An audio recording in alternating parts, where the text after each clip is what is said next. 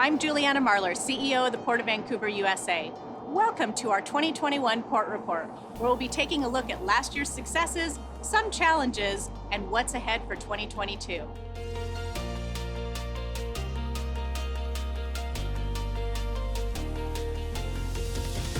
In 2021, the COVID-19 pandemic challenged us with several new variants, but the port continued to function without any closures. Many of our staff continued to work remotely, while others kept our terminal and facilities operating and open for business. We continued to conduct commission meetings virtually, while also providing opportunities for public to comment. Our port commissioners are a large part of our success, and they helped advance important initiatives last year. Here to share a look back on our overall performance in 2021 is the Chair of our Board of Commissioners, Jack Burkman. Thank you, Juliana. It is an honor to serve as a Port of Vancouver Commissioner, along with Commissioners Don Orange and Eric LeBrant. I think I can speak for all of us when I say our port is an exciting place that brings incredible benefits to our city and region. Let's take a look at some of our efforts in 2021. In 2021, the port achieved a net revenue of $48 million, and we moved 7 million metric tons of cargo, slightly less than in 2020. And last year, we handled 360 vessels and saw over 62,000 rail cars move on port-owned track. We continued to be in a very healthy financial position because of our diverse cargo mix. By not relying on any one cargo, the port can weather all kinds of economic storms. Ports are charged with creating jobs and economic opportunities for their communities, and this remains a top priority for us. Each day, nearly 4,000 people come to work at the port, and this includes the 125 employees who work directly for the port and those who work for our marine and industrial tenants. The most recent economic analysis showed that the port generated almost $4 billion in annual economic benefit to our region as a result of cargo handled by the port and our tenants. The port is a large place with 800 acres of operating facilities. To help keep it safe and operational, we spend nearly $60 million annually with local, regional, and state businesses ranging from roofing to engineering companies. On behalf of the Board of Commissioners, thank you again for your continued support of the port, its staff, and the important work taking place here each day. Now, let's take a look at our marine cargo, which was responsible for nearly 50% of our revenue in 2021. Here to give you an overview of our marine and commercial operation is Chief Commercial Officer Alex Strogen. Thank you, Commissioner Burkman. 2021 was an incredible year, and if there's one thing we learned was that our supply chains are incredibly important to our country, and our ports are equally important as well to make those supply chains work. Here at the Port of Vancouver, we faced a number of challenges in 2021, but we're able to keep our cargo moving seamlessly across the docks by collaborating with our operations teams and our labor partners to make sure that we're meeting our customers' expectations. And while the Port of Vancouver is not a container port, we have seen a surge of break bulk cargoes coming across our dock. Cargoes such as pulp, aluminum, as well as bagged cargoes. And we think that will continue as we go into 2022. On the import side of the equation here at the Port of Vancouver, wind energy has continued to be a huge boon for the port.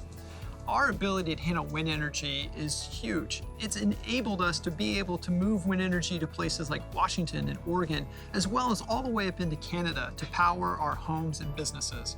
Our ability to handle wind energy is really based on our ability to have a massive laydown area, as well as great route clearances from the port. On the automobile side, the port has handled almost 75,000 Subarus here through the port in 2021.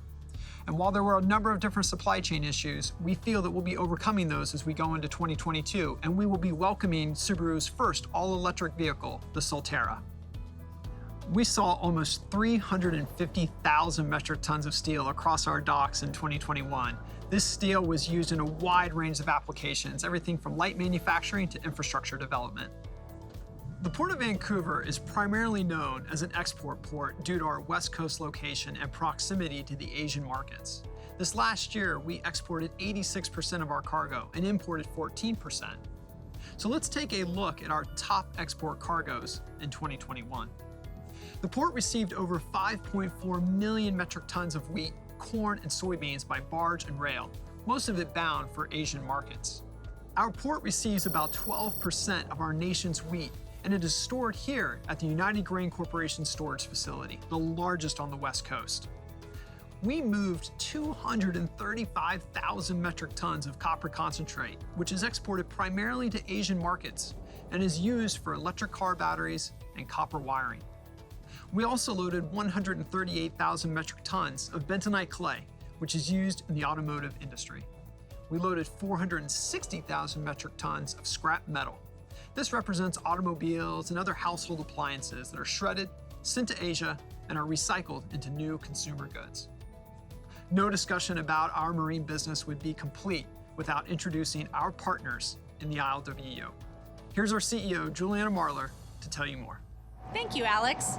The port could not be successful in our marine business without one key partner, the International Longshore Workers Union, or ILWU, who worked approximately 434,000 hours in 2021. We owe much to these men and women as they worked hard and long hours to load and unload ships, trucks, and trains during the pandemic. Here to tell you more about the year in their own words is ILWU. The Port of Vancouver is important because it brings a lot of commodities in here and it creates a lot of jobs. Not only here on the port, but you've got truck drivers, you've got jobs down in Eugene where these coils go and, the windmills. Well, I would say the most fun to unload is the wind energy.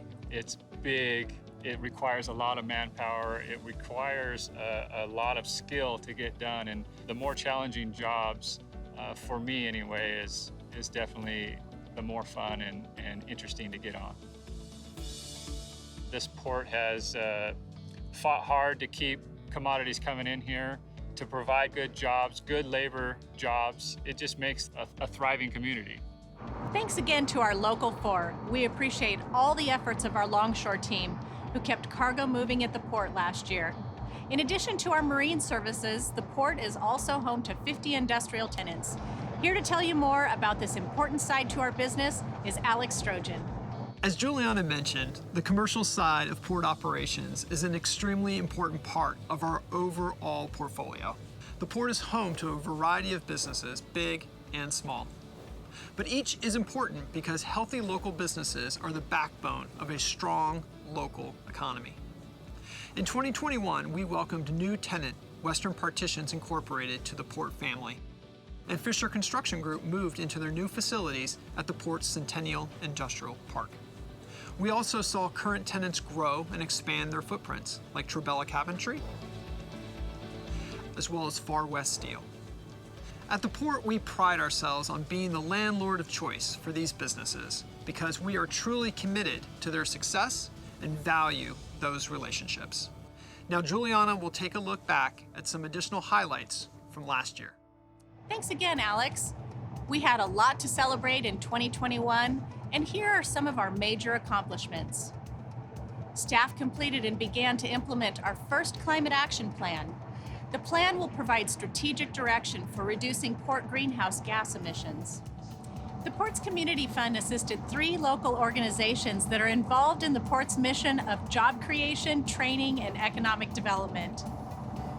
We were honored to welcome Washington Governor Jay Inslee to the port in July to view some of our impressive wind blades. We completed construction of a 3,500-foot earthen berm near the Vancouver Lake Flushing Channel and planted over 26,000 native plants. The berm serves as a visual and sound buffer between future port operations and nearby migratory birds. We made incredible progress with our Terminal 1 waterfront project, and aspects of the development are taking shape and nearing completion. The port approved agreements with developer Lincoln Property Company for multiple parcels at Terminal 1. Plans include retail and office space, as well as pedestrian-friendly open spaces with views of the river. Our developer also secured a commitment by fast-growing local company ZoomInfo to move its headquarters to Terminal 1. The AC Marriott Hotel went vertical and will soon offer 150 guest rooms, meeting and event space, and parking. Sections of the popular Renaissance Trail were completed and now join sections of the Vancouver waterfront development. The old amphitheater site is a distant memory, and Vancouver Landing began to take shape, offering gorgeous views and new places to sit and enjoy the river. A walkway timeline featuring key dates in local and regional history was put into place along with places to sit. The Old Red Lion Hotel and key structures were vacated to allow for deconstruction to start. With these structures removed, we can move forward with construction of a new dock that will support a future public market. Watch for special opening events to celebrate the completion of many of these projects in 2022. I would like to acknowledge the many partners whose support is making Terminal 1 a reality. This includes our state and federal partners, as well as the Rotary Club of Vancouver. Terminal 1 is an ambitious project, but it's one we feel will provide incredible benefit to residents and visitors alike. A look back at 2021 would be incomplete without acknowledging the amazing, talented, and dedicated staff at the port. They truly are our most valuable asset. As we move into 2022, we are excited for the many opportunities in front of us. We will work to attract new industrial tenants to the port and the jobs they bring to Southwest Washington. We will continue to invest in our marine infrastructure, our docks, and equipment, making our port a port of choice for the shipping industry. Terminal 1 will continue to be a priority for the port as we seek resources to complete key projects. We will look for opportunities to implement key strategies in our climate action plan. We will be fiscally responsible and transparent in how we conduct port business. We will continue our diversity, equity, and inclusion work so that all feel welcome at the port and can benefit from port initiatives. And finally, we look forward to reconnecting face-to-face with our community. We have missed seeing you at port meetings, tours, and community events. Your support for the port, our staff, tenants, and projects has steadied our ship as we moved through turbulent waters these past few years. In 2022, the port will celebrate 110 years in the Vancouver community. We hope you feel the same sense of pride in your port as we do.